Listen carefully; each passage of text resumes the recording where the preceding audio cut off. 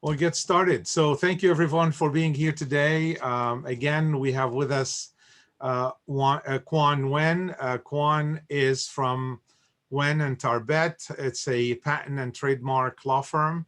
I'll give him the floor in a second. So he's going to talk today about IP due diligence when it comes to startups when the investors are looking into their IP to make sure it is protecting them and it's protecting the money that they're investing. A little bit of an update on what on the competition. Yesterday we had our first live judging. We had the business to business category, or business products and services. And so out of the 12 companies that presented yesterday, we have one winner. We will announce that winner on Friday, and we may announce all the winners on Friday for this week. Just to let you know that we're not announcing the winner today, but we'll announce it on Friday. Today we have the business to consumer category. Again, everyone who's on this webinar, everyone who's part of this competition is welcome to attend any and all the live judging. The purpose here is to really help you learn what it takes to navigate this world of entrepreneurship, startups, and investors and raising capital. So even the ones, or I encourage the ones that did not make it to the second round to really go and attend all these live judging, so you could learn from that experience as well. So for the rest of the week, so again, B2C today. On Thursday, it will be the life science, healthcare, and medtech. And Quan will be leading the effort for Thursday and Friday regarding the category of life sciences. Let's see if there's anything else. We do have, after this event, we do have a virtual networking. And Stephen will be posting the link for the virtual networking afterwards. So hopefully Quan can join us for a little bit afterwards as well. But the virtual networking is meant for you to connect with other entrepreneurs and also with investors, as well as others that could really help you, including potentially other sponsors that could really help you with what you're trying to do as part of your venture, part of your journey. I think that's it. Did I miss anything else, Stephen? No, I'm good. All right. By the way, Stephen has been the backbone. Stephen Kusuma has been the backbone of everything we've been doing as part of this competition. Thank you so much, Stephen, for everything you've done. Quan, it's your floor. Give us a little bit of background about yourself, and then you can get started. Well, thank you, JJ. Hello, everyone from deep space. I am really not in deep space, but it's nice to actually stare into the screen and think that I'm deep space. This feels kind of light. Good morning. My name is Quan Nguyen. I'm a patent attorney. I've been doing patent law for about 20 years. Love it. I'm not going to say much more about myself because you're not here to learn about me. You're here to learn about IP due diligence, but I'll just say this, that I am not a personal injury attorney, so I don't chase after ambulance. I am an IP intellectual property attorney, so I do chase after entrepreneurs. There, we'll leave it at that. All right, so much about me. We'll move on to what's important to you today. IP due diligence, what investors want to see. Let me see, somehow I'm missing some stuff here. Give me a second. Let's see. Okay, there you go. All right, so what investors want to see.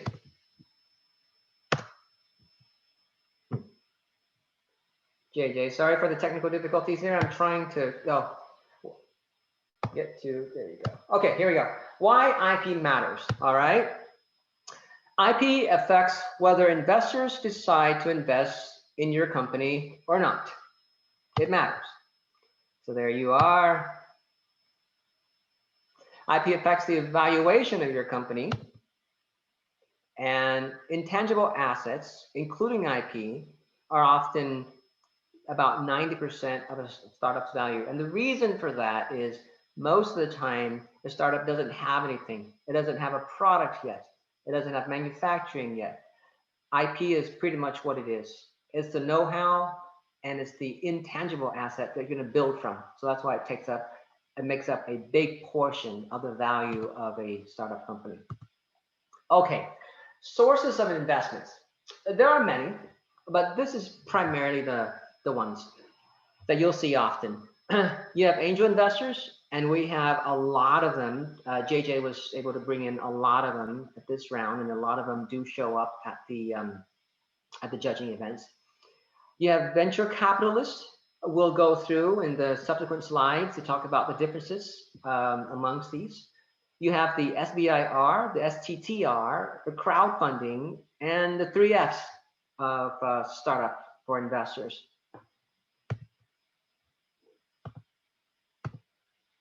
Oh, for those of you who remember Friends, you know, there they are. That's your that's the friends, families, and fools. There you go. You remember him, Mr. A? So the 3 Fs are friends, families, and fools. Now, let's go into each one of these investor groups. Angel investors. They're primarily wealthy individuals who invest. And there are requirements by the code. Sometimes they invest their own money. Sometimes they invest it with their own money, but as part of a group. The Techos Angels, for example, most of them, as much as I know, they invest their own money, and they do go in as a group, but each individual signs his or her own checks to the company. Examples in California, we have the Techos Angels in Southern California. You have the Investor Circle in San Francisco. You have the Band of Angels in Menlo Park, and you have the Pasadena Angels, and many, many more.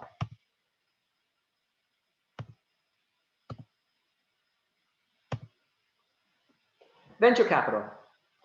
A venture capital is a firm that invests pools of other people's money, right? So the investors put money into a firm, and then there's a manager of the firm that would go invest that money.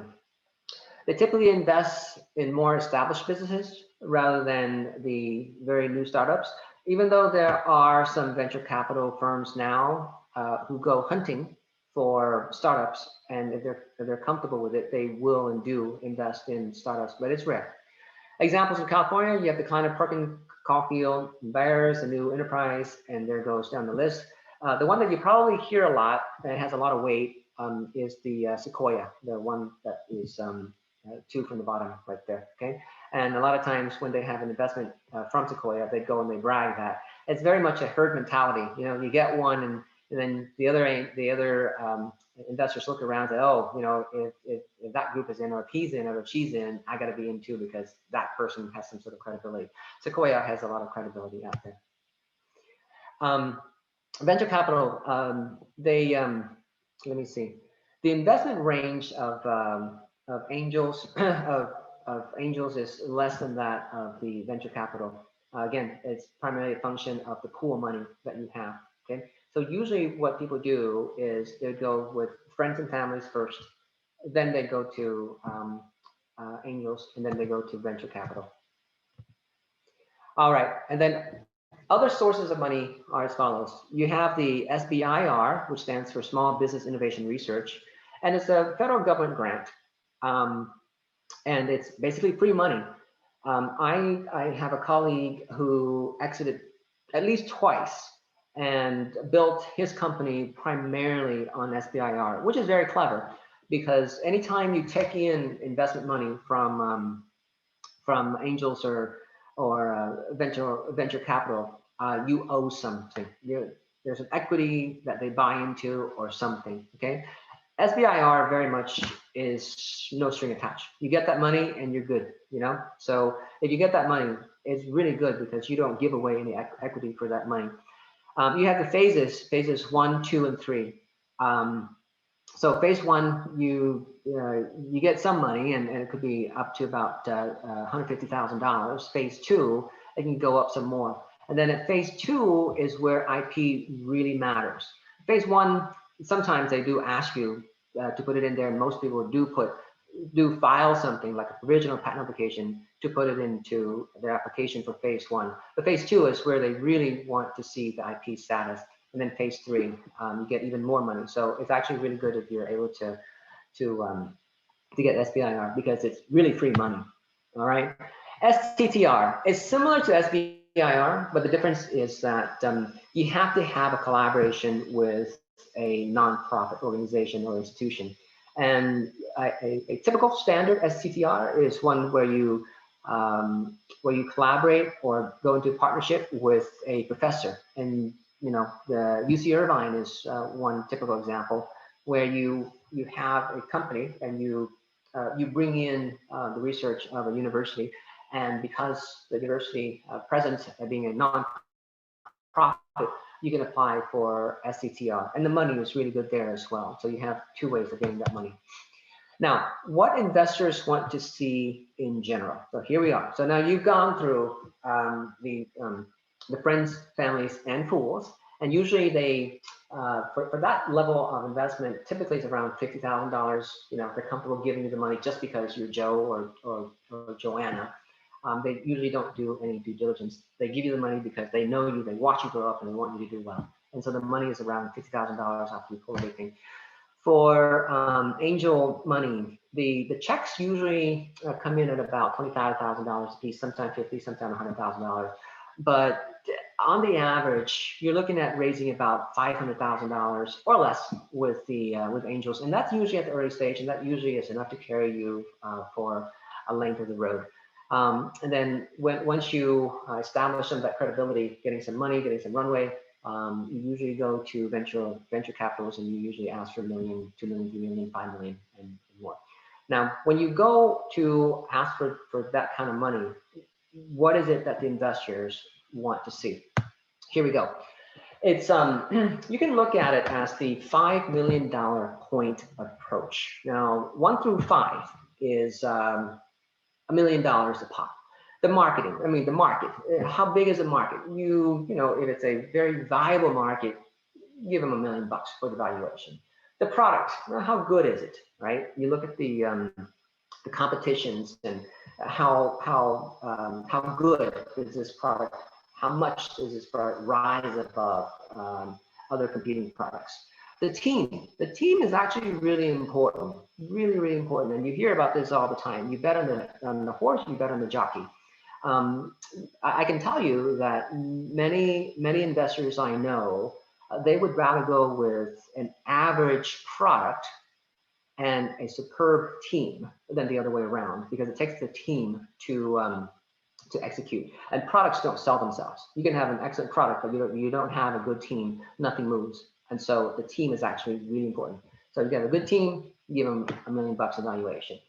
Additional customers.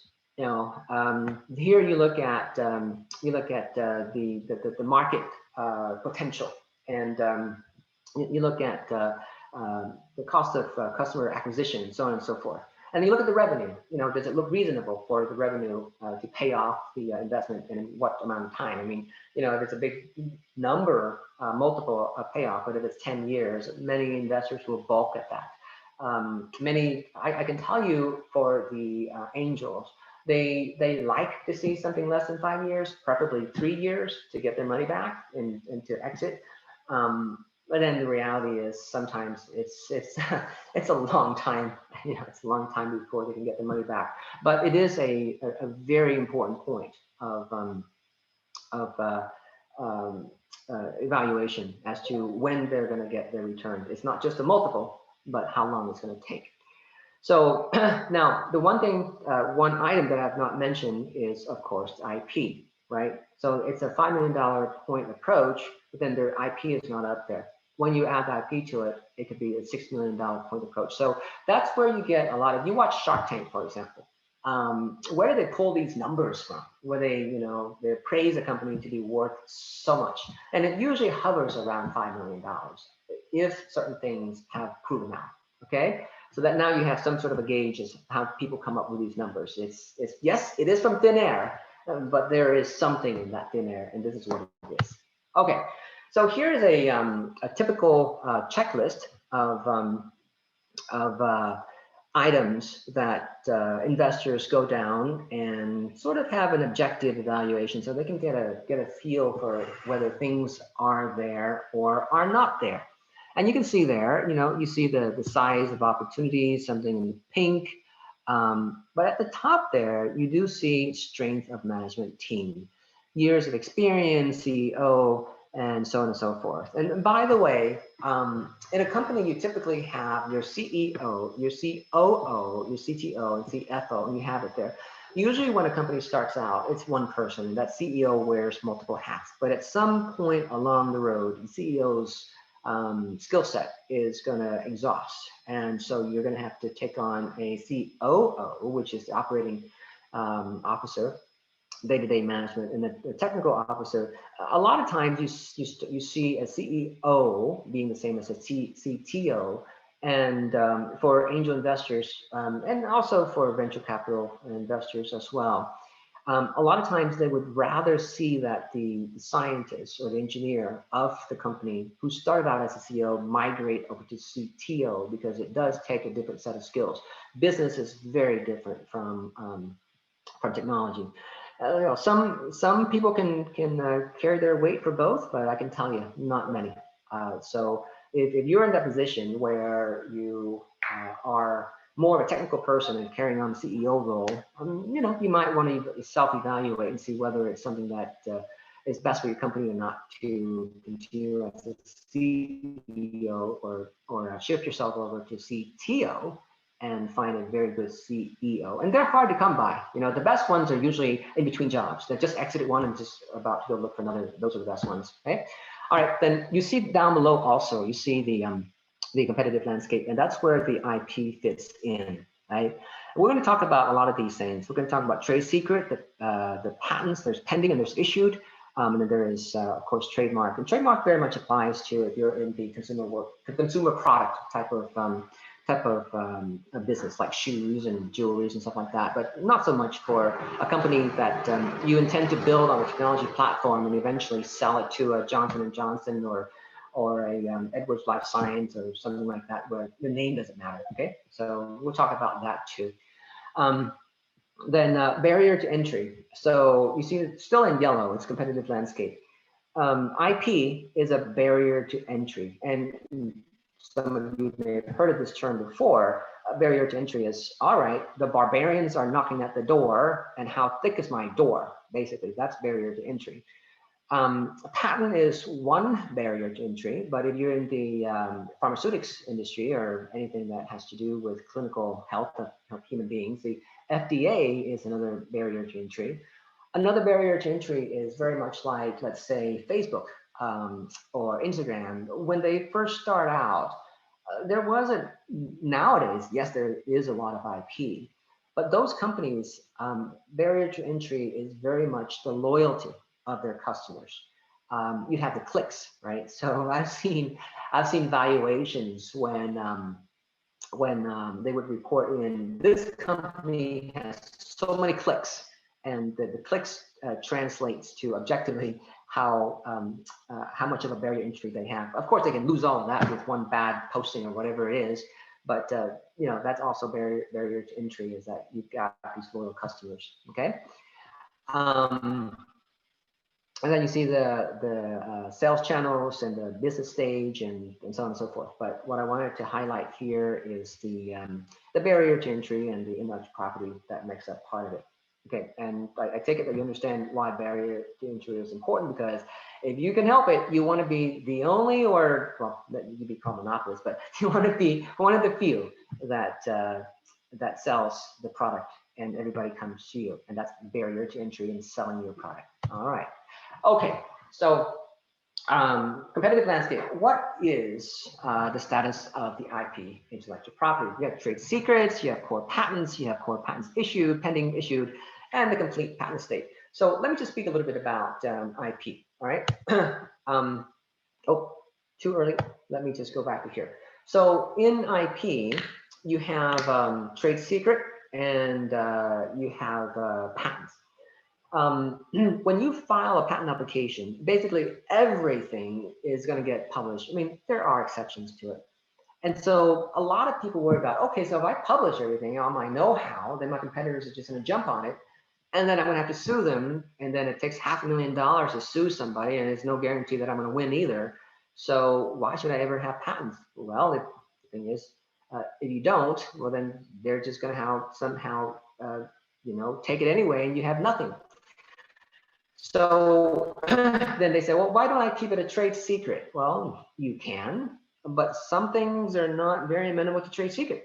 If you have a mechanical widget, well, there's nothing trade secret about that. You look at it. If you have a chemical formula, well, okay, you don't know what the concoction is, but you can run chemical spectrometry on it, and you can get the peaks, and you can pretty much identify some of the ingredients that are put in there. If you have a software, well, yeah, okay, so you don't know how the program is written, and you don't know the algorithms behind it, but you can actually have black box scenarios where you have input and output, and you can pretty much reverse engineer from there. So the tension is, do you keep it as a trade secret, or do you file it as a patent application?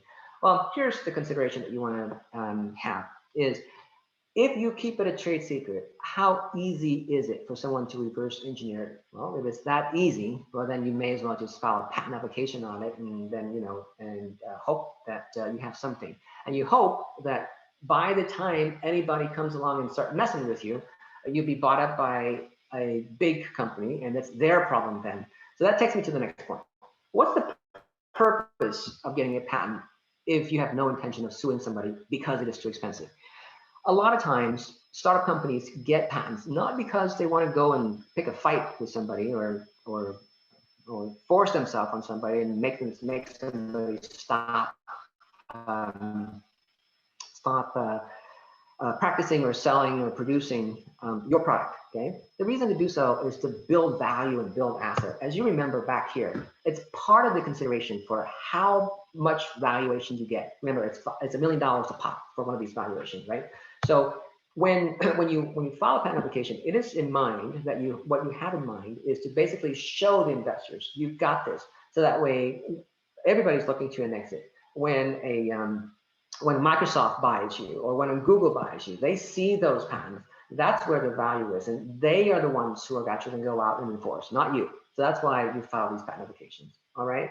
JJ, I don't know if they can actually ask questions along the way, but I do welcome it. So if you see questions, feel free to stop me, and I'm happy to answer along the way. All right, guys? Yeah, Okay. definitely. You can actually see the questions on the bottom if you want. So there is a question right now. If you hover down on the bottom of the Zoom, you'll see Q&A, and it tells you how many questions. Sure. So if it's okay, JJ, I'm going to count on you to just stop and ask a question. The reason is, I've got my beautiful screen right now, and it's full, and I don't see anything else. So. Okay, no, that's all right. So there's a question. If you want, we can go into that. So can software company file for patent, or do you need to have hardware? Yes. So hardware certainly is a good candidate for patenting. Software, the answer is absolutely yes. But it is very, very tricky. Case law have swung left, swung right, swung middle, swung up and down and everywhere. And here's the issue. So believe it or not, I'm going to go into some philosophy here for just a second. Not so much philosophy, but just very interesting coincidence that you have. So it started out with the Chakrabarty, I don't know if I said that properly, but in any case, Chakrabarty case way back in the 1980s. And what that case is all about was they have produced a new bug, a new bacteria that eats oil. Okay, a new bacteria that eats oil. So the question is, well, is this new bacteria patentable? You produce something new, and it's at the genetic level, you modify a few things. It's just a string of genetics. Is it patentable? And the answer is yes. Okay, so that opened up a few things. So then you go on to the next thing is, okay, so now you've got DNAs, right? You've got DNAs, which have this, A, C, T, G, A, T, whatever, mix of these 4 characters that you have. And it's basically very much like 0, 1, 0, 1, 0, 1, 0, 1, 1, 1, 0, 0, okay? It's a string of information. It's a string of information that when it's through a reader, you get instructions. that's basically biological, biotech cases of the DNA is being string of information. And that was questionable whether information itself is patentable.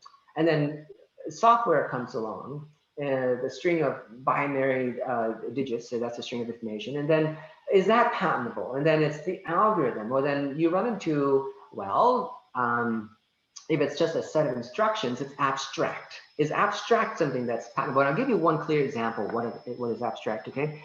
So it took Einstein, probably a good decade to formulate his E equals mc squared. The simplicity of it all, E equals mc squared, brilliant, changed the world, okay? Well, that is a discovery, but is it patentable or not? Well, the answer is no. E equals mc squared is not patentable because it's an abstract idea. So you see where I'm going with this is, now when you get to computer software, it is considered to be an abstract idea, or it's considered to be a set of instructions that it doesn't change anything physically. It's just like me and you talking right now, and I tell you to raise your right hand, raise your left hand, so on and so forth. It's just a set of instructions. It doesn't change, it doesn't physically change anything. So then how on earth are we supposed to get patents for software? Well, we do, and we do all the time.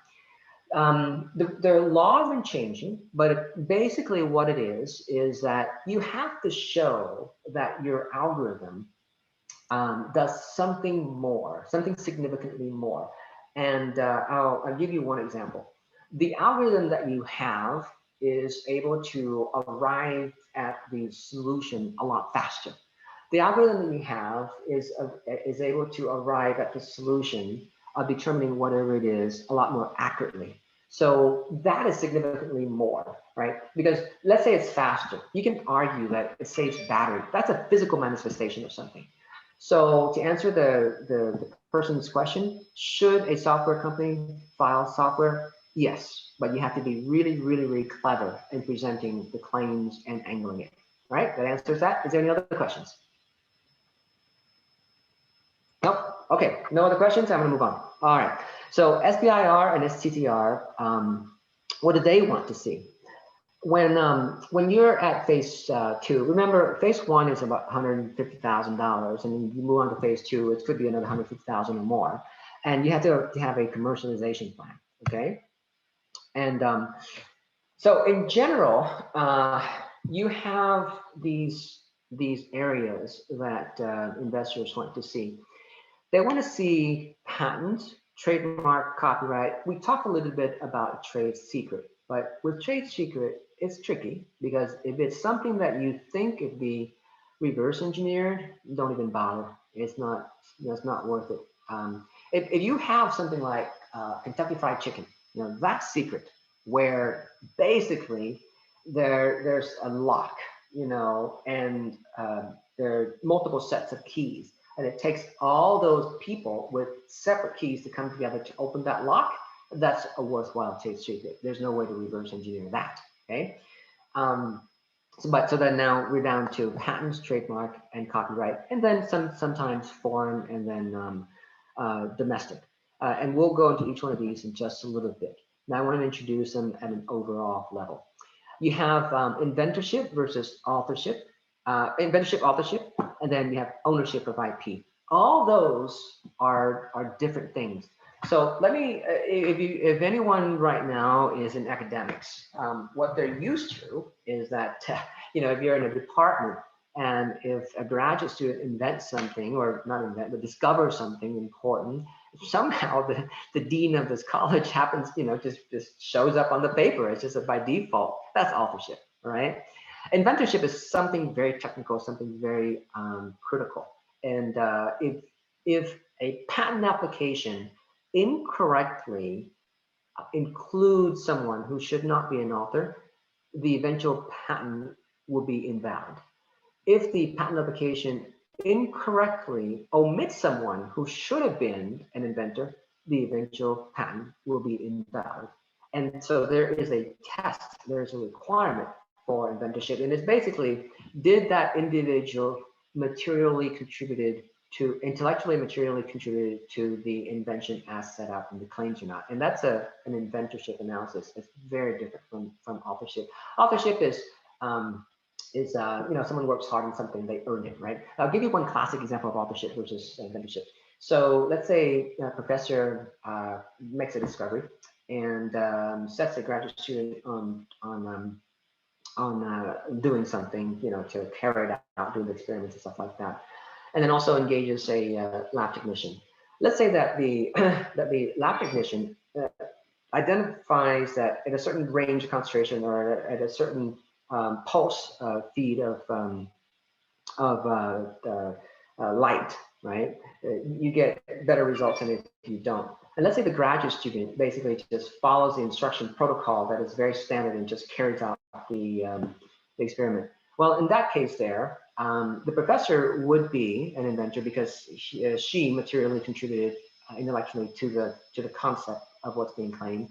The graduate student would not, because even though the graduate student may have worked very hard in figuring out everything and laboriously stayed up overnight and run the experiment, stuff like that, but if he did not intellectually contribute to any new things that the professor had discovered, and just merely carrying out what is routine, the graduate student does not get an inventorship. The lab technician, if he or she had realized, make certain connections and then implemented certain things and made the original idea better, that lab technician would be considered an inventor. Okay, so that's stuff. Now, ownership. Now, this is where a lot of confusions happen. And this is important. I want you to know this. This is important. So under US law, anytime an inventor is listed, that inventor and co-inventor owns the patent 100% outright amongst them. I know it's weird.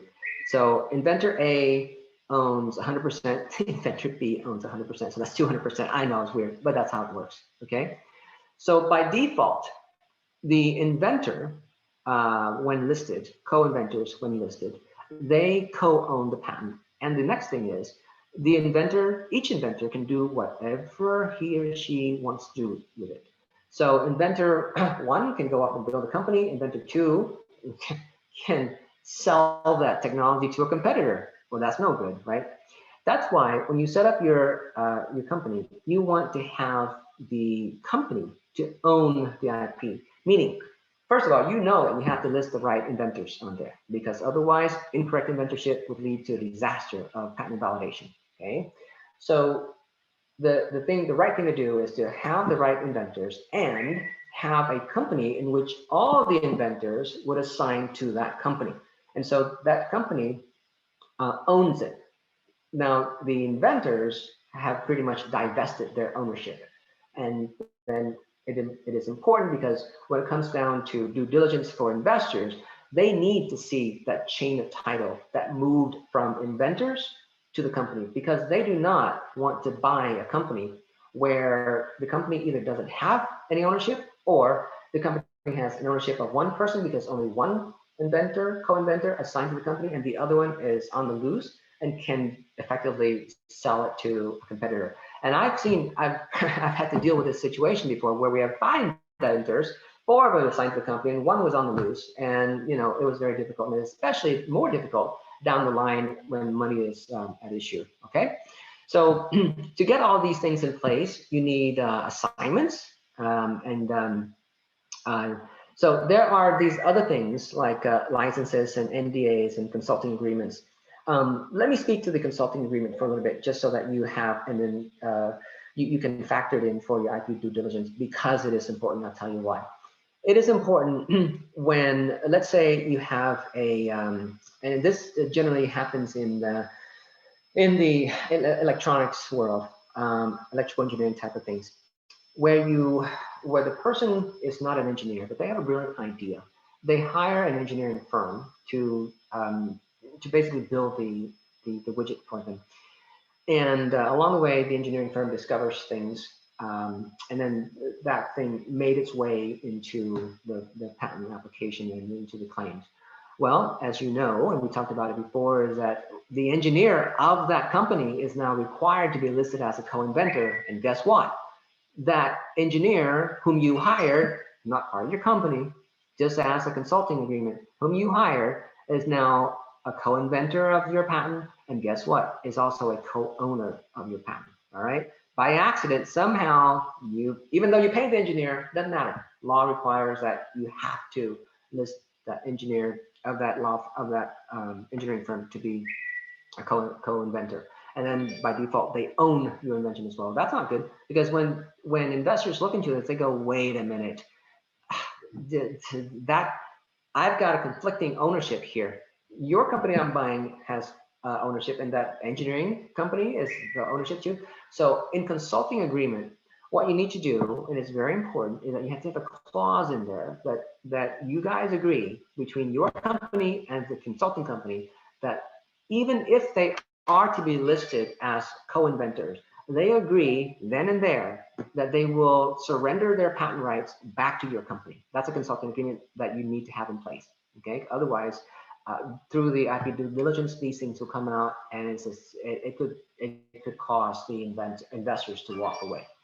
Okay. So other things that investors want to see are the two bullet points below: patentability, prior art searches, and freedom to operate. So just quickly, patentability is, well, you have this idea, you file a patent application for it. How do I know that you'll ever get a patent on it?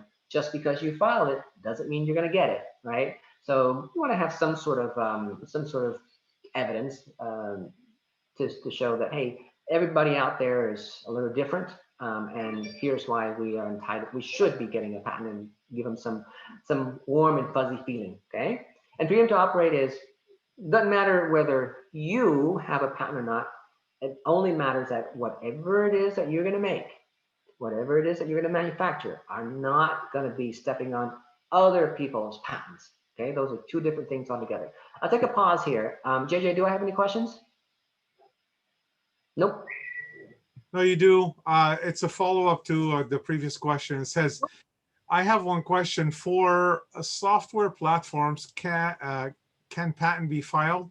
My understanding is not, as for patent, you need a hardware as well. Second question, when people ask, is your IP protected? What does that mean? Does it mean that code is protected in a source control system? Or does it mean that we need to file for some IP protection? What else software companies should do? Copyright, trademark, logos? Are there a list of things that software companies can do from the software standpoint? Okay, so from software standpoint, you should file patent applications, because patents are granted on software all the time. Very tricky, very difficult, but it can be done. In terms of should you file, what kind of stuff is protected? Is the code? Not really. Code is not that important to protect, because there's so many ways to write. There's so many languages. There's Python, there's C++, there's all sorts of language that you can get to the same end result by just writing it a little differently. So if you want to copyright that, that's fine, but it's usually the algorithm of getting from point A to point B and everything in between. That's the materials, the valuable that you want to protect is the algorithm. Okay. Question is, anything else that you should do? Copyright is about the only other thing that you can do. And the way you file your copyright is, if you're gonna, just to be on the safe side, you file with your code. But at the same time, you don't want to. This is a very odd function of copyright law. Is you can file your code, and what you do is you would cover up half the page diagonally, so it's it's exposed. Exposed. So you can do that, right? And so if anybody copies it, they see the half, and then you can go after them for that. And at the same time, you can have your cake and eat it too. So the copyright is another way to do it. But yes, you should definitely pursue a patent application, because what's the alternative? The alternative is that you have nothing. And remember, investors give weight to IPs. And if you have nothing, well, then there's nothing. But if you have attempted for something and do it well, who knows, you might get something, right? So that's the reason why you want to file even for a software company. And so my question to you around that, let's say someone does go for a Yeah, what? algorithm protection or get an IP patent on that, you're going to need to reveal that algorithm eventually because it's available. Then someone can really copy it, right? And that's true. That is true. That algorithm is out there. There are ways. If you want to play in the US, you can hide it for a while. You can check off that box that says do not publish, but when you get a patent, you know, there it is. So the patent game for entrepreneurs is played, as we talked before, is you want to get a patent so that the big companies like the Googles of the world says that, oh yeah, you got something, I'm going to gobble it up and I'm going to use it against my competitors, such as whomever it is, that they're an Alibaba or whatever, you know.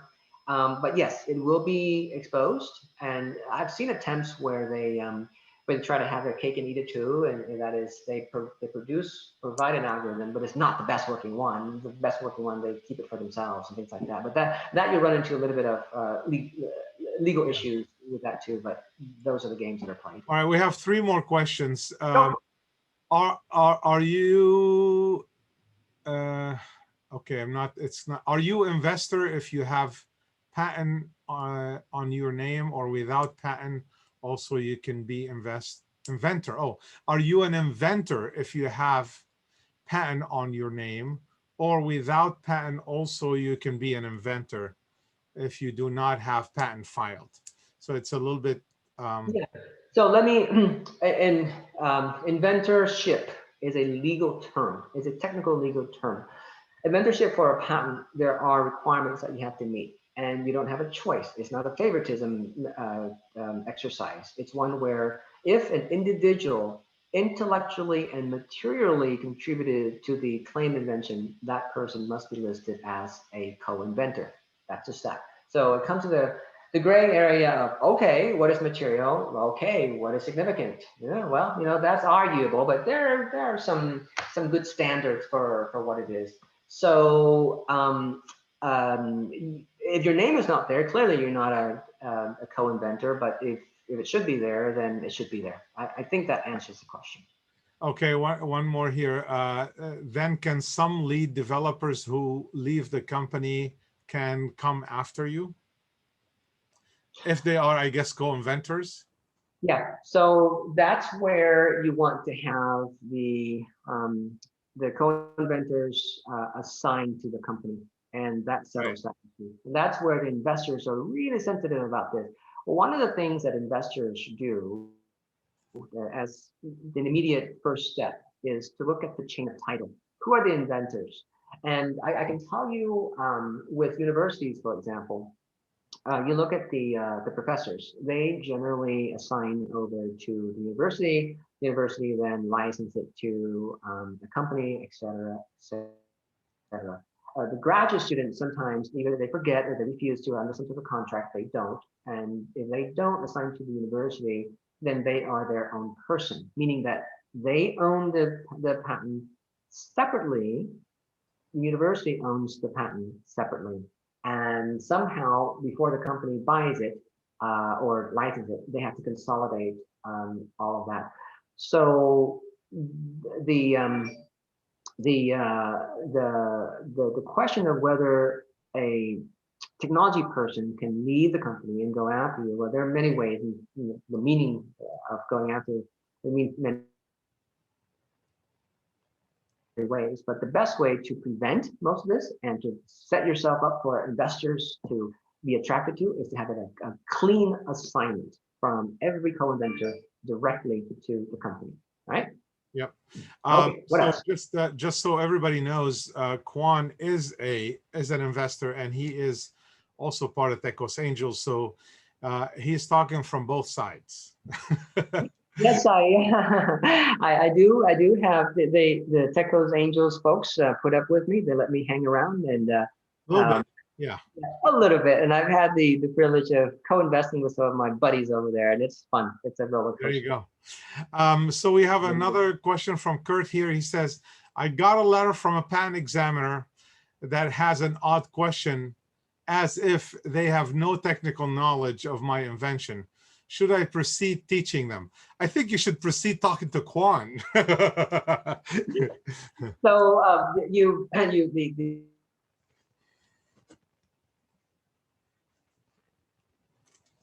the audience asking the question works at the patent office. These examiners are not dumb. They're actually very bright people. You have to basically look at it from their standpoint and put yourself in their shoes. They are paid by quotas very much, and they have what's called a count system. So quotas counts to them is the same thing. When they have a project, they are allocated so many counts, right? They're allocated so many counts to do certain things, and they're allocated so many, like 2 hours. That's all they've got to handle certain things. To read your patent application, they've got 3 hours to read and to figure things out. And sometimes because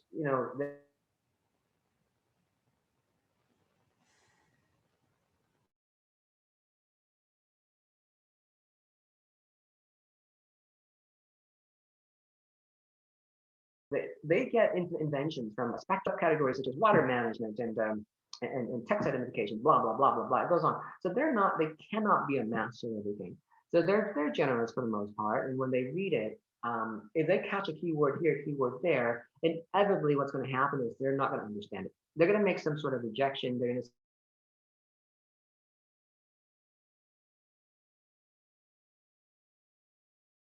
say something is obvious, something is not new, and they get rejected based on the knowledge of the time period that they have. And then it comes to you, it comes to the applicant, you go, what on earth? I submitted an apple, and you throw back to me an orange, and you're telling me that the orange is the same thing as my apple? It makes no sense. And of course, the reaction is like, you idiot, what are you talking about, you examiner? But now you know where it comes from. It's the quota, it's the bandwidth that they have of expertise. And again, you've worked, many of you worked more than 2, 3, 4, 5 years, sometimes 30 years in this area, and you've got expertise. They look at it for 30 minutes. There's no way that they can have all the nuances that you have, right? So then the audience who asked that question about proceeding to educate the examiner, that is exactly what you want to do. You want to make the examiner's life easy by educating the examiner for him or her to understand what it is that is the secret sauce of your invention, and why it is that you've got the secret sauce and the prior art that orange does not have. So there are ways to do it.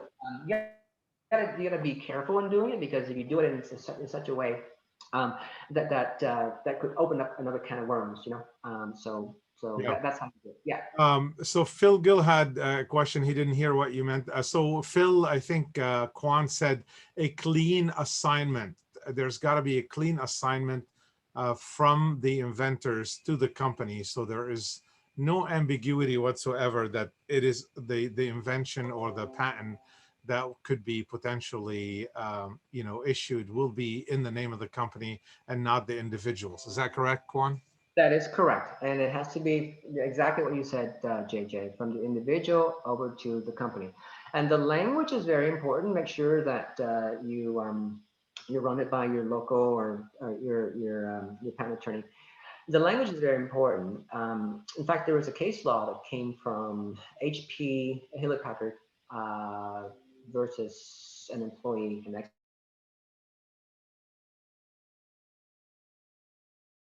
ex-employee, where the assignment basically hereby will assign all the invention to HP. Well, that language, even though the employee signed it, the employee later challenged that language, saying that, well, he will, but it's not presently is signing. And the court basically ruled in favor of the employee, saying that HP does not have this assignment. The employee signed a defective assignment because the language used a future tense as opposed to a present tense. Very technical, okay? So that's one thing. The other thing is that when you assign, and if you have intentions of going foreign filing meaning Europe, Canada, blah, blah, blah, primarily Europe. Let's say you file a provisional application, and then later on you file a And if you assign the provision application separately, and you assign the rights of the non-provisional, the conversion separately, well, when you go to Europe, you try to claim priority from the non-provisional to the provisional, and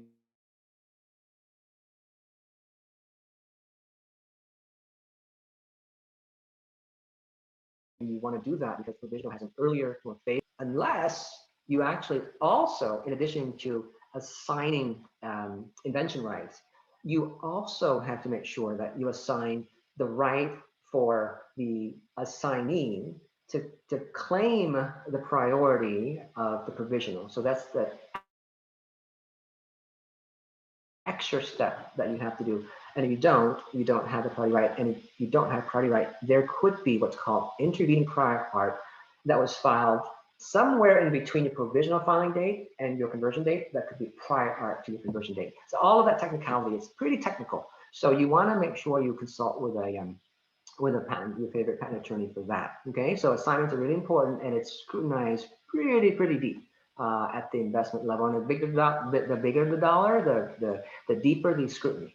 All right, any more questions? Yes, two more. Okay, go for Coming it. coming in. Okay, so this one says, hypothetical question. I'm trying to start company A. However, I currently work in company B that owns any IP I develop.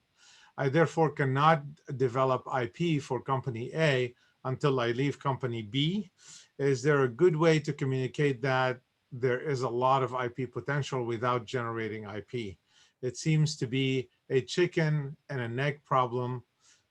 Difficult to get funding without IP. Can't get IP until I leave the company.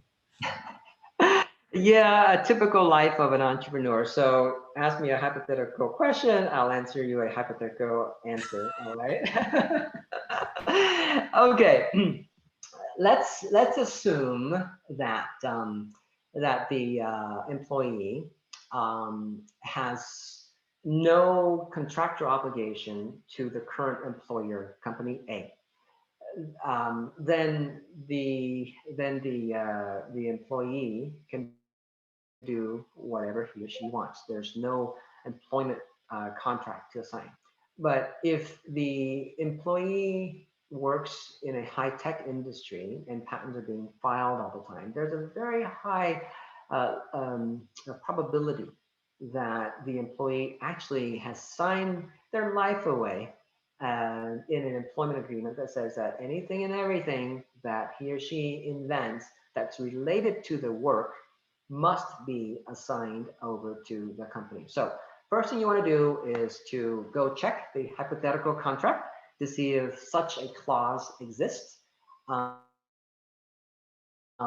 There's a high chance that it will exist. Okay. So now the test for whether one has an obligation to assign it to the current employer or not is this invention, the two things primarily. Is this new invention supported financially by the current employer? That's one. When I say financially supported by, I mean, was funding earmarked towards it real money? Was the resources being used, computer resources, space, labs, so on and so forth? So that's the first thing. The second question is this invention in line with what the employee is doing? So if the answer is yes to one and two, there's a very likelihood that the employee must assign over to the employer, company A. And let's say that no assignment happens. It's going to be, and then let's say no assignment happens to company A, and employee goes to start company B. And let's say the employee sets up company B, does all the invention and so on and so forth, and file patent applications and so on and so forth. Now, at some point it's going to be under the radar. Nobody knows, nobody cares. But if company B somehow becomes very successful and begin to attract a lot of attention and becomes above radar now, company A is going to notice. And they say, wait a minute, that technology is so similar. And then they're going to dig through their file, employment file, they're going to see that contract, and then you have a legal battle going on. And this is no different from Facebook when it first starts out. You know, when it was a nothing, and nobody cares, but when it became a something, you have all sorts of people claiming credit for having contributed to the idea, the invention, and wanted to be co-inventor and so on and so forth. And even if they, you know, they're not, they still make a big fuss anyways for a nice, sweet settlement. So to answer this person's question, you need to look at the contract of what you have. That's the beginning point. And if the contract says that you must assign over, then there are negotiations that you can have with your employee. But these things will come out. In an IP due diligence, the reviewing patent attorney will review these things. They will come out. So it's really not worth fighting, because it's gonna waste your time, and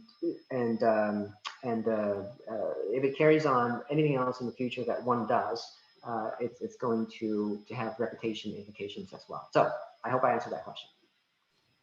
All right, two more here. Is there an advantage for a single patent owner to assign the patent to his company? Well, no, but let me take that as an opportunity to introduce another subject.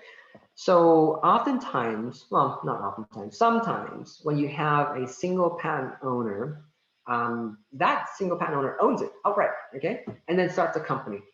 The one thing to do is, of course, to assign it over, and then, you know, basically selling it and being done with it. Here's what I want to talk about. Selling it would be done with it. Now the company owns the invention, but then there's an option of licensing as well, meaning that the owner, the inventor owner, license it to his own company. So it's just a license. Investors don't like that very much, because when they invest money, they want to own something. They don't want to just own a license.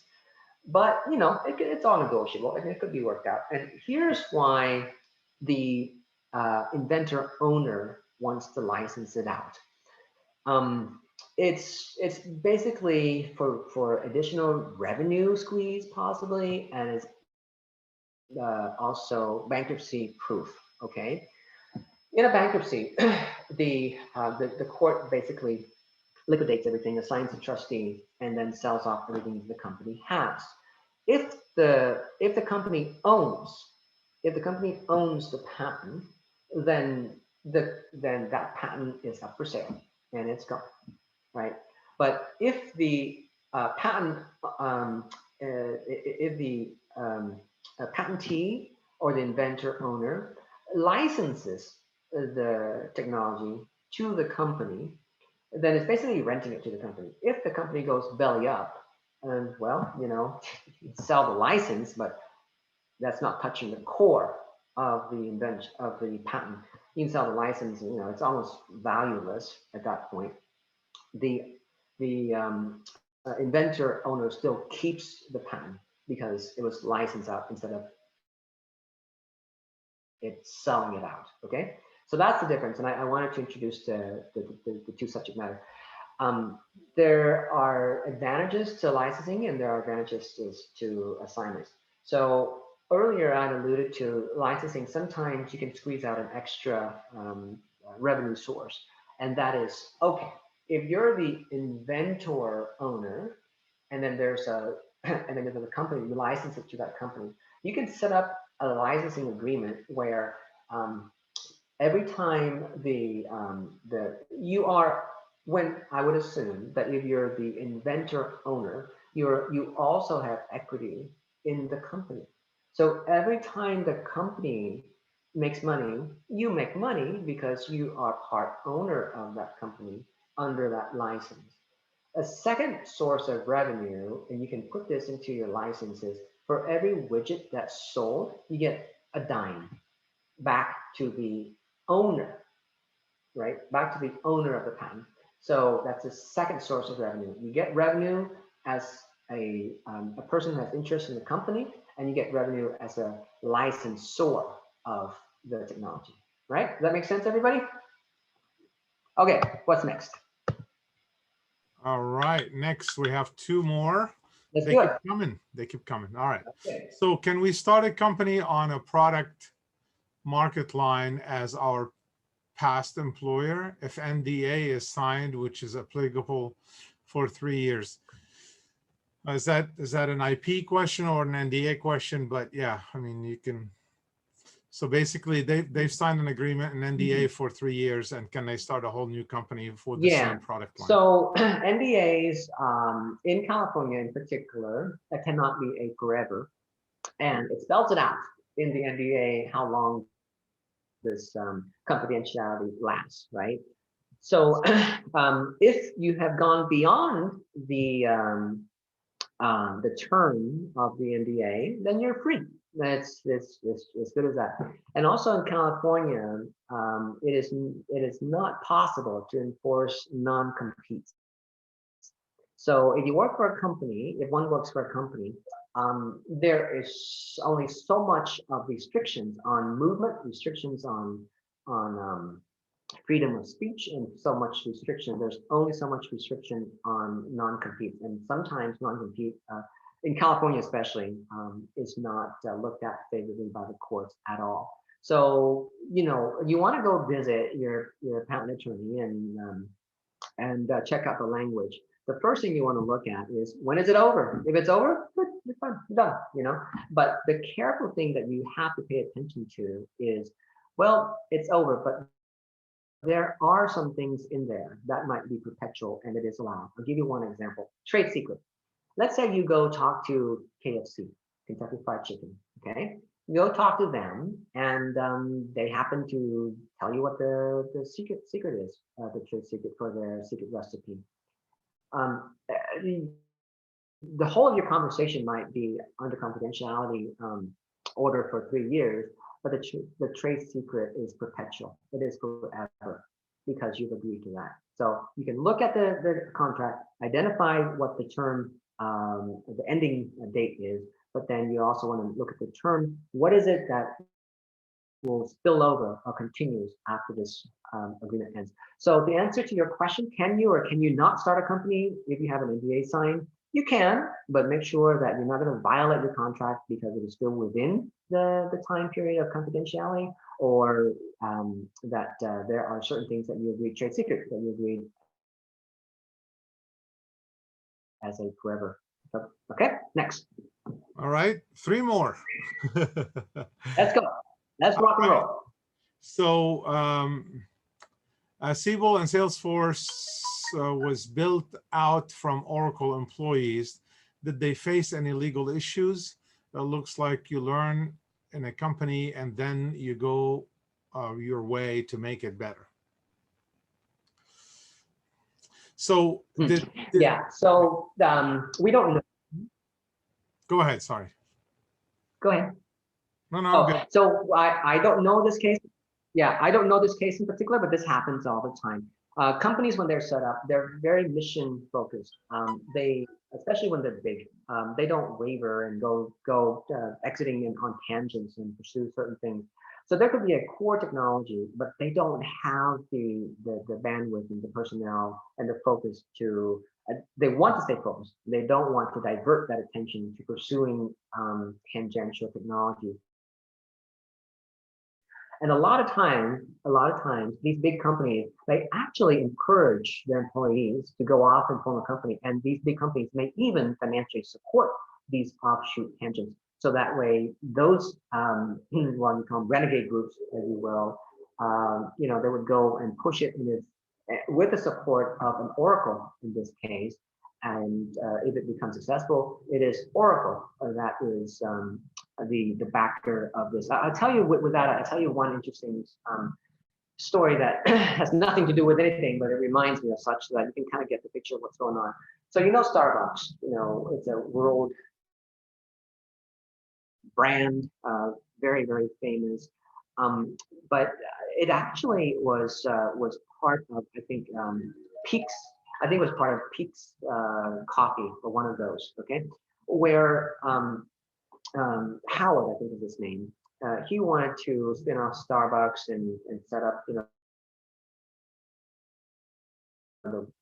actual serving of the coffee and so on and so forth. But the owners of Starbucks didn't want to, because they just don't see it as a viable business model for them. Okay, but they said, Howard, you should go off and you should form Starbucks and do whatever it is that you're dreaming about.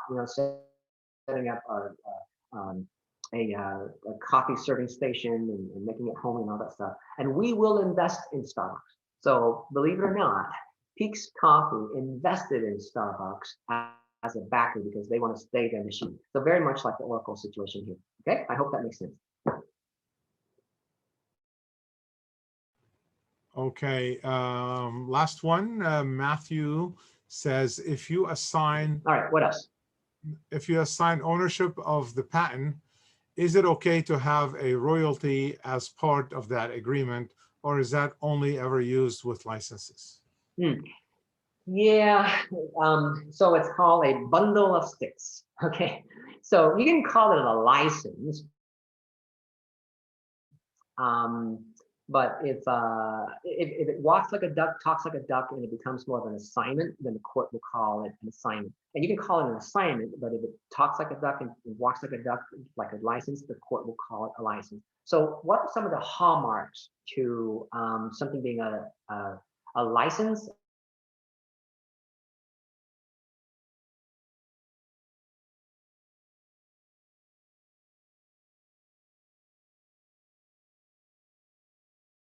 As opposed to an assignment. So an assignment, there are conditions. It's called a bundle of sticks. Let's say 12 sticks, and you would give over to the licensee 6 of those sticks. And I'm going to give an example here. So the owner is renting out some rights. Okay, and the conditions are, well, you must keep the kitchen clean. You must pay certain milestones. You must make certain progress, so on and so forth.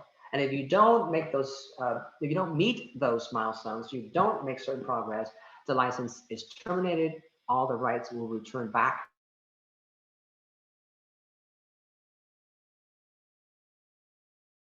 to the owner. That's a license. So with strings attached, an assignment is one-time payment and you're done. So the question is, can you have an assignment and royalties that come along with it? Well, the answer is yes, but it can't. It's one where it's going to be met with suspicion as to whether it is a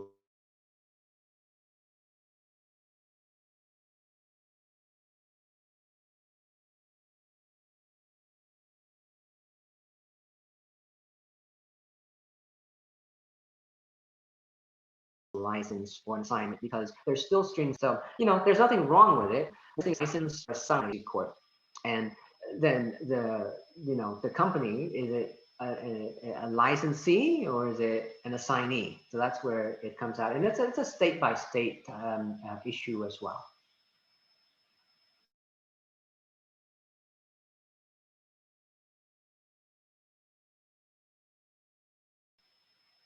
Next question, if you're satisfied with this answer.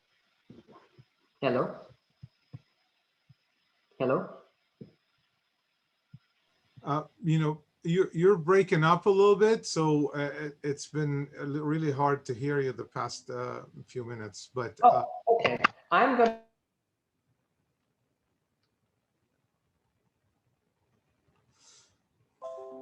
to move myself to closer to.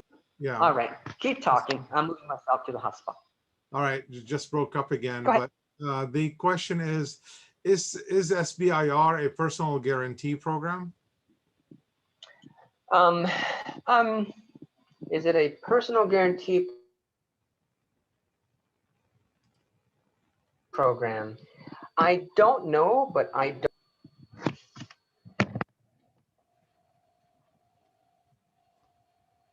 You're still breaking up. Oh, I'm sitting right at the hotspot of the internet. So, can you hear me okay? Now we can hear you. I can hear you now. Yeah.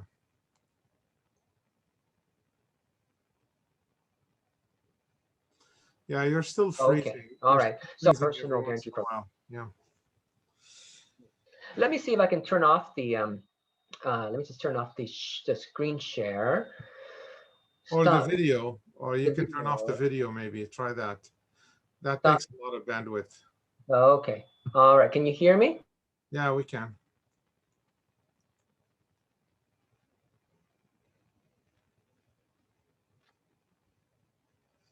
Yeah, I don't know what's going on. There's a delay. We can't hear you now.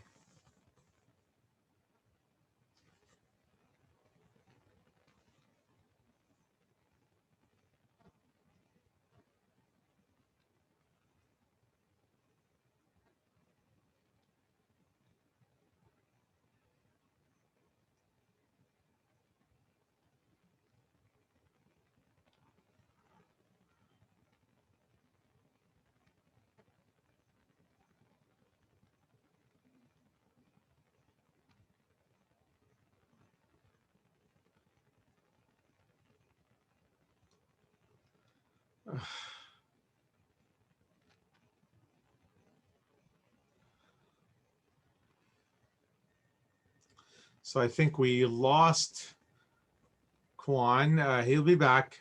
He's probably trying to connect right now. Sorry about that. You can ask me questions, not about IP, but I can answer other questions.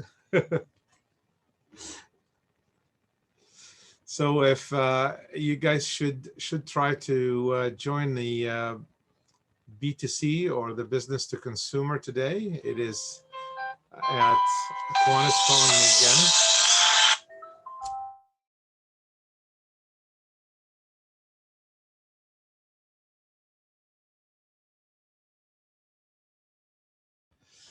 And so Quan is trying to connect again. So again, the B2C or the business to consumer live judging is today at 12 noon, 12 to 3. We have 10 companies that will be presenting today. So Quan is reconnecting. And as I mentioned at the beginning of this webinar, the 2 webinars that are scheduled for this week on Thursday and Friday have been rescheduled. So please, you can always go to the website. The website will have the latest. We will update the website today because one of them was rescheduled this morning, so it won't be on until later this afternoon. So hopefully everyone is getting a lot of value from the competition, from the webinars, from... Hello. Hello, you're back. Hello. I'm back from the intermission. Sorry about that, guys. All right, so let me try. Can you hear me okay now? We can, yes. Okay, so I'm going to turn off the video just to be on the safe side. There you go. All right. So to answer the person's question again, the question was, is an SBIR a personal guarantee? I do not know the answer to that, but I don't think it is. All right. So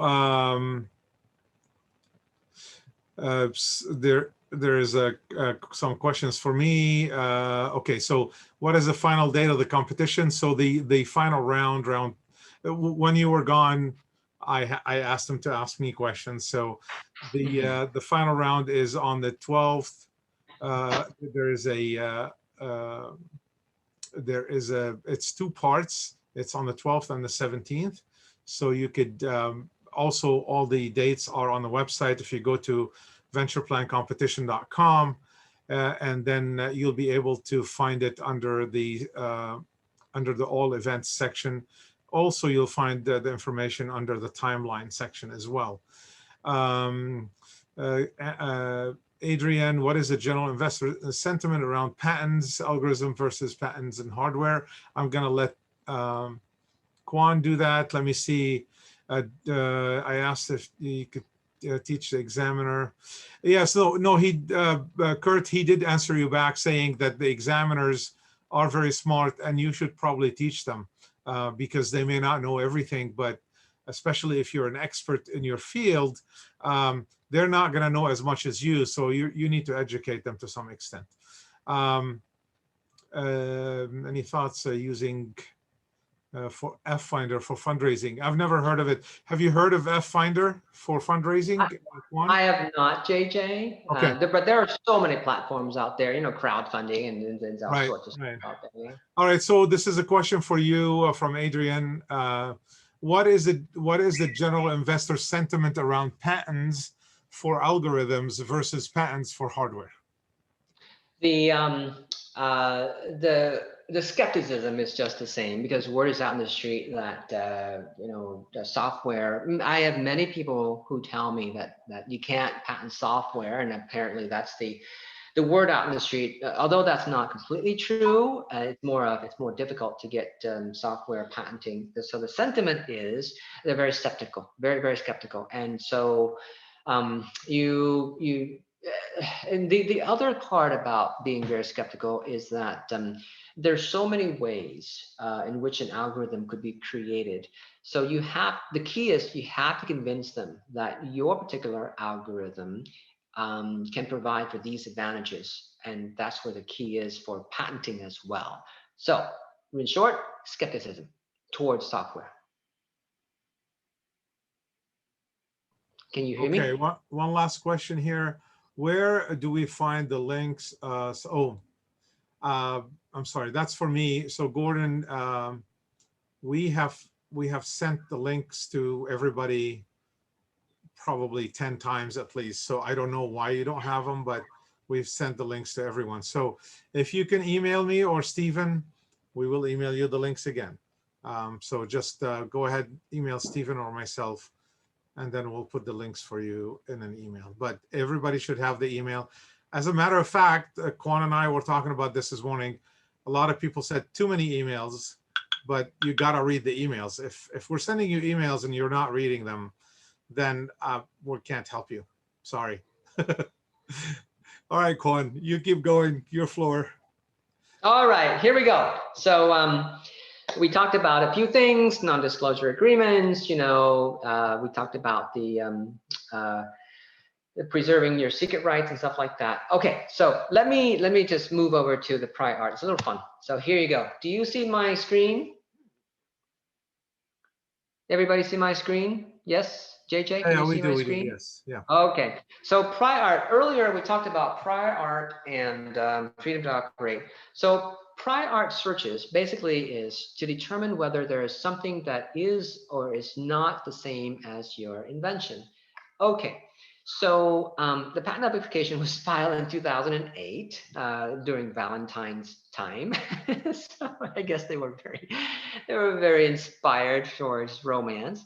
So the invention is to the right, to the drawing that you see there. And the examiner was very good in finding a prior art. The Borat is a picture of somebody already wearing something like that. So this is squarely anticipated by the prior art, or is squarely not patentable because there is something exactly the same as with the patent application that is being filed for. Okay, so this is what you call a 102 situation, or an anticipation situation. Now, most times you will not find something like this where it is square on. Most of the time you would find something like this. Let's say that you invented a double head hammer. Does everybody see that to the left? Yes? JJ, Stephen, yes? Yes, we can see it. Okay, so let's say you invented a double-headed hammer to the left, and I the like prior. that. Yeah, I was surprised. I was surprised that I was just gonna, like, you know, make this up, but I saw this. Hey, somebody beat me to this. So the question is, will you be able to get a patent on your double-headed hammer, given that the prior art is a single head hammer? Well, you know, it's not square on, but it's still nonetheless a hammer. It's the function of it is still to hammer something, you know. Well, you're going to argue, well, I can hammer two nails at the same time. It's more efficient than the single hammer head to the right. Well, that's the argument that you make. And if the examiner buys your argument, then you're in. And the standard is something like this. The standard is it obvious? Given something to the right, is it obvious to one of ordinary skill in the art to create something to the left, given just a little bit of a nudge? Is it obvious? And that's a gray area, and you can go on arguing forever. And that's the life I live in, is every day I don't get, you know, a prior art like this, where it's a thing is like, okay, fine, you win, examiner. I get something like this. And with this, then we argue on. Okay. All right. Now let's talk about freedom to operate. Okay. So let's say that to the left, there is a patent there. Let's say that you're able to get a patent. You rock and you talk with the examiner and you're convincing, and you get the examiner to grant you a patent for the double hammer to the right. The question is, if there is a patent on a single head hammer to the left, are you infringing? This is the question of freedom to operate. Now, let me also say, whether or not you ever get a patent on the double head hammer is irrelevant as to whether you infringe or not infringe on the patent of the single head hammer to the left. So here's the analysis. Let's say that the hammer to the left says it's a tool device comprising an iron block and a handle attached to the iron block. That's all it says. Okay? An iron block and a handle attached to the iron block. And that's what the single head hammer shows you right there. But because of the nature of claim language, if that claim language, you can still read on to the device to the right, then the device to the right infringes. I'll give you an example. Just take the language to the left. A tool device, okay, we got a tool device to the right, comprising an iron block. Okay, you got an iron block. In fact, you have two iron blocks, but it doesn't matter. You have an iron block. And then you have a handle attached to the iron block. Look at to the right. You do have a handle that is attached to an iron block. It doesn't matter that you have two. You have met the device to the right has every feature that is being called out in a patented invention to the left. An iron block, check. A handle attached to the iron block, check. Therefore, infringement. Okay, I'll give you another example. Here you go. Freedom to operate. Okay, let's say that you have invented a fancy car to the left, and then you patented your fancy car. Okay, again, freedom to operate. It doesn't matter whether you did or did not get a patent on it, but let's say that you did. You have your fancy car to the left, you know, very nice, very sleek. I can see James Bond driving one of those. And then there is your competitor, not so fancy patented car.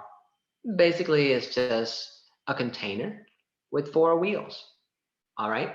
So you can just imagine that to the right, a patent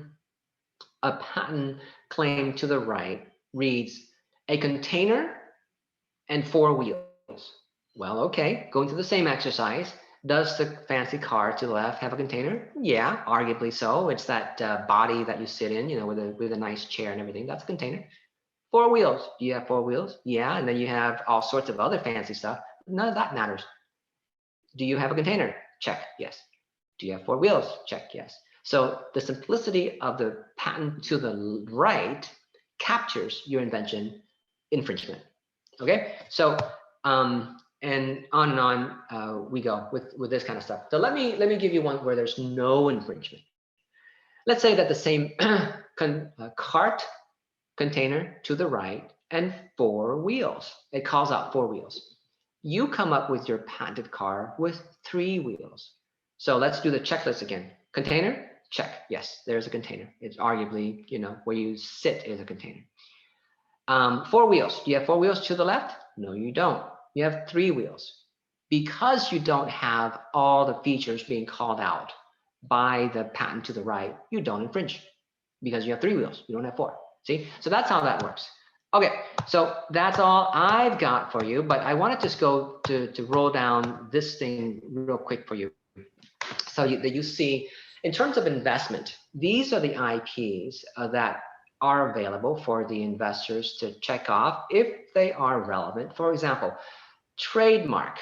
If you're in the technology space and you're looking to sell your technology to a buyer, it doesn't matter whether you have trademark or not, because when a buyer buys it, they'll call it by a different name. You know, they'll change the name on you, so it has no value. But if it's a consumer product where you've built a strong following, then the trademark has value behind it because of the goodwill, because of the branding, because of the recognition. Then it has value. And then you've got trade secret, and then you have copyright. Copyright, yes, you can use it for a lot of things, including software. So let me just kind of walk you through each one of these poles or columns. Patent, trademark, trade secret, and copyright. These are the 4 pillars of IP, okay? Under patent, you have design patents and utility patents. Utility would cover process, machine, manufacture, compositions of matter and chemistry, etc., and plant. Patents last for about 20 years from the date of filing, and design patents is actually 15 years now from the date of grant. So patents have a limited lifetime, and the significance and importance of that is if you do a licensing deal, you cannot have royalties that flow from that license beyond the term of the patent. If such is the language in the licensing contract, it would be deemed to be a monopoly and is improper. So be very careful to look after the patent, the licensing term, to say that royalty ends when the patent ends. Okay, that's patent. Trademark. Trademark is actually a Before you go there, Quan, I think a lot of people may not understand the difference between utility and design. Maybe you can explain that. Sure. So utility patent, it covers a process, a machine, a manufacturer, a composition, things that do something. It has a real utility to it. It does something. And in a design, it's basically, it doesn't really do much. It just exists. In fact, it's called an ornamental design patent. So if you have, for example, and we've done this, if you have a cupcake that is shaped in a certain design that is very catchy, that's a design patent. I'll give you one example. So the Coca-Cola bottle that's got this very nice shape to it. It bulges at the shoulder, and then it slims at the waist, and it broadens out at the base again. That's a design. It really doesn't do anything. It just holds liquid. In this particular case, it holds Coca-Cola, but it doesn't really do anything. There's no special prism effect to it that it would allow the preservation of the cola to be a little bit preserved longer, or the carbon dioxide to do whatever it does, more fizzle or anything like that. Nothing. It has nothing. It's just a container. But the shape of it is very ornamental and unique, and you can get a design patent on that. Some of the, if any one of you is in the medical device space, you should really look into leveraging on the design patenting. And here's why. And you can do both. It doesn't mean that you pursue one or the other. It is not exclusive. You can do both. And here's why. When you file a utility patent application, just like the person earlier who said, well, the examiner came back and he's saying all these things and it makes no sense. I submitted an apple and he's coming back with an orange and telling me that I can't get a patent because my apple is the same as his orange. Well, that's under utility. 90% of submission, first round, you will get something like that. You will get some sort of crazy rejection in which you will have to fight on, which takes time and money. That's utility. For design, 90% of the time, you will get an acceptance the first time within about 9 months. Utility, you wait for 2 years and you fight on afterwards for another 2 years to get your patent, a long time. Design, you get, when you submit it, within 9 months, 90% of the time plus, you will get an acceptance of your design. And why is it so amendable? Why are medical devices such good candidates for design? Well, first of all, now remember, investors, they look for patents, and if you submit a patent, it doesn't mean that you're going to get it. So they're going to be skeptical. But if you have a patent in hand, okay, that skepticism goes away. You have a patent. The answer is that the question is answered. It is patentable. You have a patent, and you can get that through a design. Okay, and the reason that I mentioned that in medical devices, they are good candidates for design patent because you inevitably will have some sort of shape to your catheter. You will have some sort of angle or bend or curve to your widget. Okay, the way that your device looks in a medical device is very unique, and you can submit a design patent application, and within about 9 months, you'll get your answer. Most of the time, 90% of the time, it's positive. You can put it into your asset, and you can say, I have a patent portfolio, and design patents are not as valuable as utility, but hey, it's something rather than nothing. Right? So I hope I answered the question of what the differences are between utility and design and the advantages of them too. And so the way I see this is it's very much like hedging your investment in terms of a company perspective. You file both design and utility. You file a design, it's like a low, what do you call it? A low return on investment type of thing because it's not that strong. But the investment on it is not that much. You don't have to spend a whole bunch of money and fighting a long time to get it, and you get it right away. So you have something small. And then at the same time, you average out your portfolio by filing a utility. And you fight a long time, you spend a lot of money, but when you get it, it's worthwhile. It's a big return on your investment. Okay, so it's kind of the way to look at it like that. Okay, so if no further question on that front, on the patent, I can go talking about patent for the next 2 days. So I'm going to stop myself. On trademark, there's something very fun about trademark, and I share this story, and if you've heard this before, go out and spread the word because it's really, really fun. Trademark. So trademark, typically you think of a name, a symbol, a device that's used in service. And you see the Nike swoosh, or you see the brand, the Microsoft with a window, so on and so forth. It's a logo, it's a phrase, it's a symbol. Most of the time, that's what you associate it with. And if you've seen it, you see that sound is and music is trademarkable. For example, NBC, the peacock shows up and there are 3 notes, bum bum bum. Okay, that sound is trademarked. Okay, Harley Davidson. I believe they have a trademark on the roar of their motorcycle engine. That is trademark, I believe. I'll tell you one other thing that's fun. A trademark on a golf ball that has a smell of grass. And so anytime a consumer walks down the aisle in Walmart or whatever, buys a golf ball and then comes striking at their nose, it's the smell of grass. That's a branding. That's a branding that is also trademark. So words, names, symbols, sounds, colors, scents, those are things that are candidates for trademark, and it's very fun. I mean, you can get creative. You can have a 3-dimensional trademark as well, and I'll give you an example. So we have a cupcake. We have a cupcake, and the client has particular design of this cupcake in a very unique way, and she's been out there selling this forever. And so she wanted to have some sort of protection on it. Well, you can't really get a patent on it. I mean, there's what about a cupcake? There's nothing. It doesn't do anything. But the way that it looks and feel is screaming out trademark. So we file a 3-dimensional trademark on that cupcake and the way it looks and feel, and we got her a 3-dimensional trademark. And so nobody is able and allowed to make that shapes of cupcake that would invoke, our company. I'll tell you something else that's fun, and time has long passed for it, but at Easter, okay? At Easter, you see this chocolate bunny rabbit. There is a particular chocolate bunny rabbit in a particular shape that nobody is allowed to make because there is a 3-dimensional trademark on that chocolate bunny.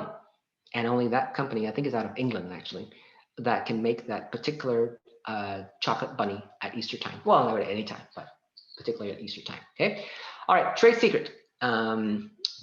trade secret. There's also another story I can tell you about Nike, but I think we're running out of time. So if you have a chance, look up Nike, the phrase, just do it and see where that came from. Fascinating story. Trade secret. So trade secret is, we talked about it before, generally not known. The important thing about trade secret is this. You can sell trade secret, you can buy trade secret, but in order to sell and buy trade secret, you have to qualify it as a trade secret. In order to qualify something as a trade secret, you have to, the big test is that you have to have measures in place to show that you're keeping it a secret. And once that secret is breached, you forever lose your right to trade secret. So that's the important takeaway there. And then copyright, it's basically reducing something down to a medium or media, literal works, dramatic works, and so on and so forth. So that's pretty much the IPs that the investors will be evaluating. So in sum, you can start out with friends, families, and fools, and they usually don't look at your IPs because they just want you to do well. But then when you begin to get to the angel levels, scrutiny is going to be there. When you get to the venture capital level, scrutiny is really going to be there because you're talking millions of dollars and sometimes hundreds of millions of dollars. So get geared up and know these various IP protections and the nuances and the take-home messages for each one of these guys, and you're going to do fine. All right, that's all for me. And I'm going to turn this off and I'm going to turn back my camera on and I'll take any other questions that you have. All right. So if you have Zoom in front of you, you could probably read the question easier. So click on the Q&A section. There you are. So I'm going to read from the top, right? Yeah. James. Okay. So I'm going to read from the top. James 1. What would you do if PTO person does not fully understand, cannot find a good reason to reject, but keeps bringing things like vague and things that we cannot put all algorithm there? Even we list there, the examiner might not understand neither. What is your suggestion? The suggestion is call up the examiner, be nice, and walk him through or her through. And that's probably the best that you can do. Be as clear as you can be. You want to treat the examiner with the utmost respect because they have power over you. So educate them and call them up. You can do that. Okay. So they won't bite. They would invite a call, and during this, especially COVID time, they're probably lonely to death, and they probably welcome a call anytime. All right. Question number 2.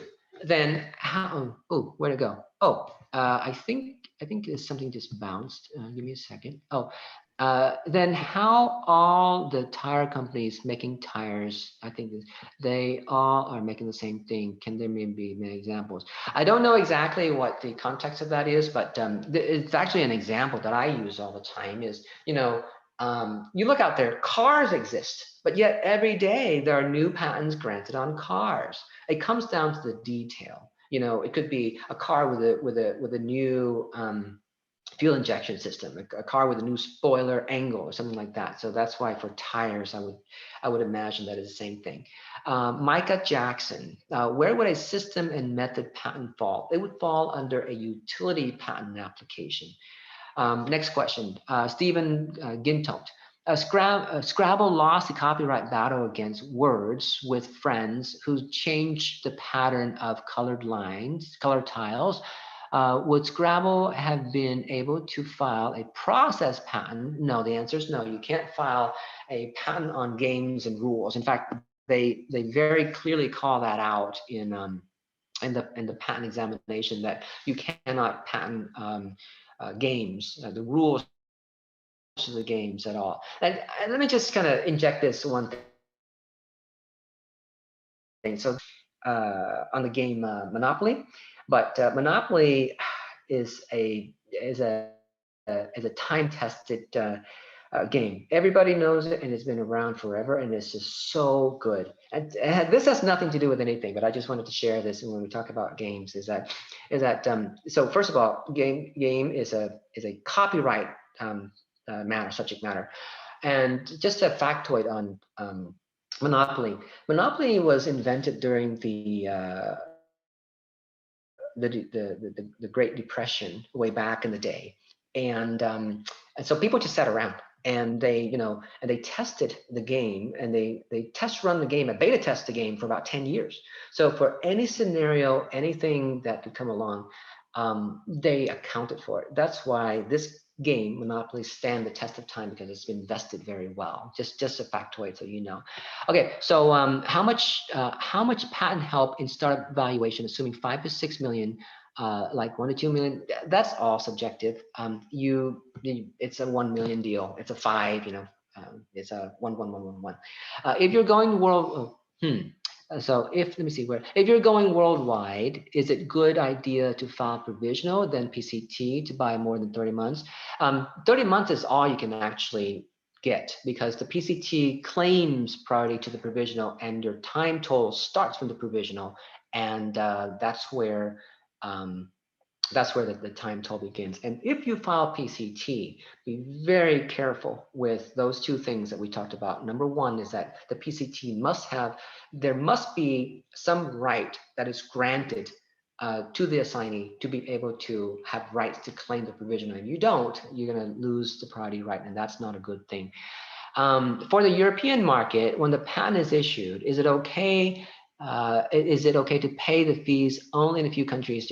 Yes, because if you can, in Europe, it's called a validation, and validation is who knows how many countries, but each one of them takes a fee, and you want to look at your market and pick out the ones that are most valuable to you, because if you pay for everything, you're going to end up with 6 figures very quick, and it is meaningless to have protection in those jurisdictions, and just let it go.